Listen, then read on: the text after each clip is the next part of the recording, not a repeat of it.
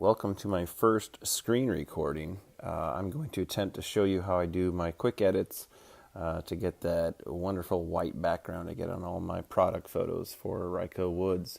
I primarily only use two apps. I use Snapseed and Retouch, and occasionally I'll have to use Handy Photo. I really don't do many edits in Instagram because I can pretty much do everything I need to right here. So I'll go ahead and get started. I'll open up Snapseed first.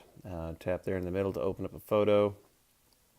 We'll go past the selfies and other embarrassing things like my child on a slide and my child wearing a fedora right there in the middle.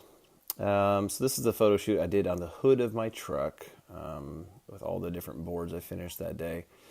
And you got to shoot outside. Don't try to shoot inside. Occasionally I'll have to shoot like a big art piece on a wall. It's a little bit more difficult, so if you can get the outdoor light, that's going to be your best way to go. I don't exaggerate my photos too much. I want them to be still pretty true to the original, so should someone buy it, they're not surprised. So right away, here's the first photo. You can see the hood of the truck. You can see all the different shadows from my house that is casting. I do simple edits. So you go to Tools here. I go to Tune Image there at the top left. You see in a range of different kind of standard options for editing. I'll go to Brightness. I'll kind of bring it up. It was kind of an overcast day. I then go to Contrast. I always kind of bump that up just a little bit because this one had that curly maple, so I want to show that off. And lastly is Ambiance, or Ambiance, whatever you want to call it. And you can see if you go too far, it really darken that up. And while, yes, that looks cool, that's not really accurate to what the board looks like. So that's about all I do there. Go ahead and hit the check mark there at the bottom right. Second is I will crop the photo. I don't like the aspect ratio that the iPhone shoots in, so I actually do a 3:2, which is basically your 4:6 kind of standard photo size. That's what I like, so I just go ahead and crop it. That's just a personal preference. You can do what you want there. And then I go into the selective tool here at the kind of middle left there, selective. And the plus is already highlighted there at the bottom, and all you have to do is touch a part of the screen that highlights a section or color, essentially, that you want to work with. So on this, you've got a little circle, and you go ahead and, depending on how big you want to make it, I'm shooting for all of that shadowy area. So I've selected it there, and then you move your hand to the right.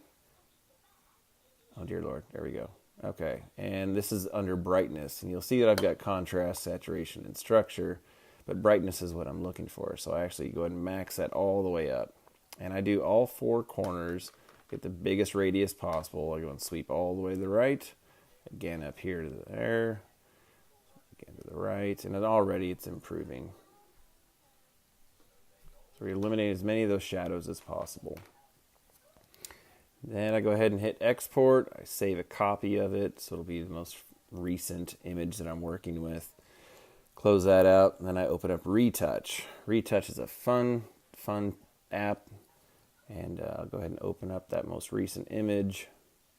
I got to get rid of those car parts, so I find that I have to kind of shrink the image down because my hand is going to be over there on the far left, and my iPhone case doesn't let my thumb go that far. So hit Quick Repair, and then just go ahead, and it'll just highlight the area you want to get rid of, and it'll assume what it is that you're trying to get rid of and minus that out. Now I have a lot of random dents in the top of my truck, so I have to get rid of those.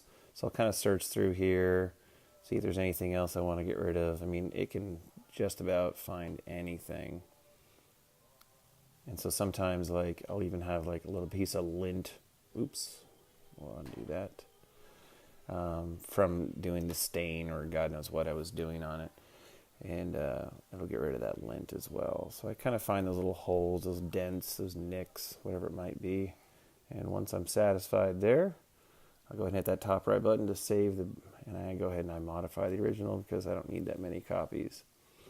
Now, should I need to make this a square for some reason, I can go ahead and open up Handy Photo.